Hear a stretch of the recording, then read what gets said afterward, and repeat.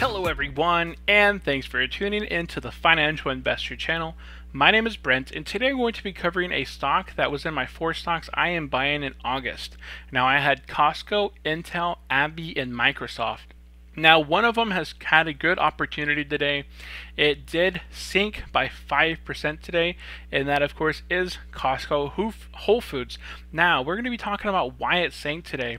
Well, there was an article and a release today that Amazon is going to be finishing their acquisition with Whole Foods on Monday. So what does that mean? Why did all these companies and retailers fall today? Well, they also announced that once they begin integrating their business, all customers will immediately see lower prices on a selection of best selling staples across the Whole Foods stores. So automatically, as soon as the acquisition is done Monday, Whole Foods prices are going to be coming down at an incredible rate, and they also announced that those with they're going to also be integrating Prime into the Whole Foods ecosystem eventually, and Prime members will receive a special savings and in-store benefit. So that is huge news that came out today. For those of us, those of you guys out there that have a Whole Foods near you, go ahead and let me know what that difference looks like, because I don't believe I have a Whole Foods near me. So some areas, some stocks that were affected were Kroger's, Costco, Sprouts Farmers, Super Value, Target, and Walmart. So each of these went down between 2 to 8%. You can see here Costco down 5, Sprouts almost nearly 7, Super Value nearly 7, Target nearly 4, then Walmart around 2%. Now Walmart took the shortest blow. It has done really nice in the past, but today we're primarily looking at Costco. So you can see that it's estimated for the 1-year mark is $181. So it does seem, their future estimate is looking pretty okay, good. Their dividend yield is currently sitting at 1.26, but I believe that's a little bit off. It's about 1.32 actually right now, as of the current price that it's sitting at $151. Now that is a great deal. I bought this back when I believe that Costco was first hit by the Amazon blow, and it took them down to around 158, 157. That's when I believed they would be bottoming out, and then it would shoot kind of back up. But then they had another blow, and I didn't have enough resources available to really buy in and average down my position. So, it came across again, back down to 151. So this support bar here of $151 looks about right.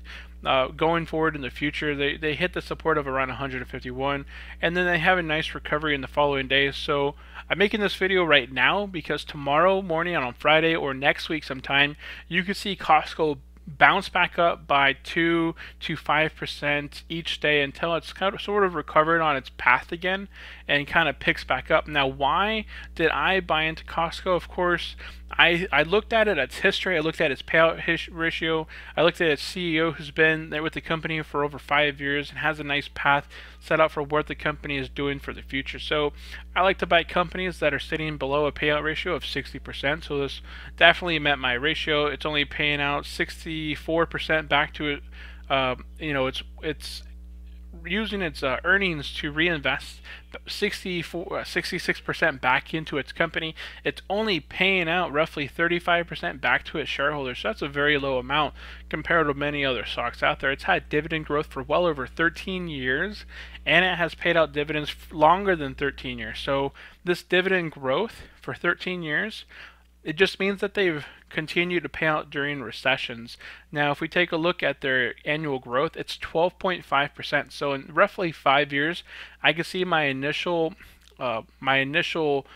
buy into Costco and that dividend pay double within 5 years if they continue to increase their dividend payout by around 10 to 12% per year. And roughly, let's see here, actually about 5 to 7 years, I could see that my initial buy-in and that dividend pay would double in payout. So taking a look at their dividend payout history, we can see that they do have special pays that do come out roughly every 2 years, but they have had continued dividend growth for the remainder of this time. So it does show that they have had 13 of continued dividend growth, but at the same time they've had these really nice payouts of $7 per share, $5 per share, $7 per share. So Being a long-term, this is a very defensive company in my eyes. They drive a lot of they have a unique sort of model, and they can be good both the bull and bear market. So it gets a lot of its earnings through its memberships. It doesn't get a lot of its money through its items because it sells its own items. It sells, it creates its own items, and it does get a lot of its earnings and revenue through that method because they see what members are wanting to purchase, and they create and distribute it out there themselves through their own company. So that really helps their bottom line. They're not having to pay other distributors and other companies to kind of bring in items here. So let's see, we covered the dividend yield sitting around 1.32%. We covered its dividend growth of 13 years and its dividend payout. We did see that it had a nice loss of 5% today, so you're getting a 5% discount today. And over the past, say, 3 months period, it's gone down about 16.7%. So that's a really nice decline, and 15% discount on Costco for a stock that has a dividend yield of 1.32 and is recession proof, and it could last you through a bull market or a bear market. So we can see that the dividend growth in the last 5 years has been about 55%. So it averages around 10% per year. But this year it did take a little bit of a hit by Amazon. So who knows what the future may hold for this? If Amazon continues to merge with Whole Foods, would this be a good long-term buy? Could Costco come up on issues in the future? And of course, that is for you guys to decide and investigate if it is something that is worth putting into your portfolio or kind of holding off on. Go ahead and let me know in the comments below what you think your opinion of Costco should be. I know I am particularly going to be holding on to the stock. I'm very bearish on it and believe it will be a good buy and hold, and will continue to average down when I can. So again, if you've watched up into this point, I do want to thank you for watching my video, and if you haven't yet, go ahead and hit the subscribe button for future financial videos. If you have any questions or just want to say hello, please leave a comment below and I will always reply. Thanks for tuning in, and I will see you next time. Bye.